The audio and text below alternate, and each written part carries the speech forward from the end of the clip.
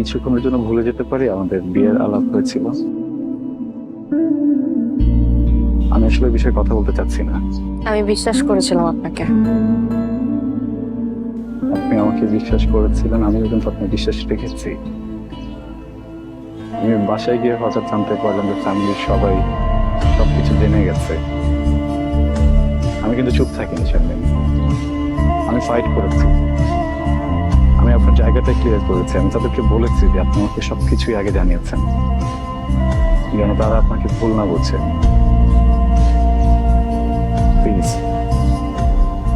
আপনি এখন আমাকে ভুল বুঝছেন। দেখেন,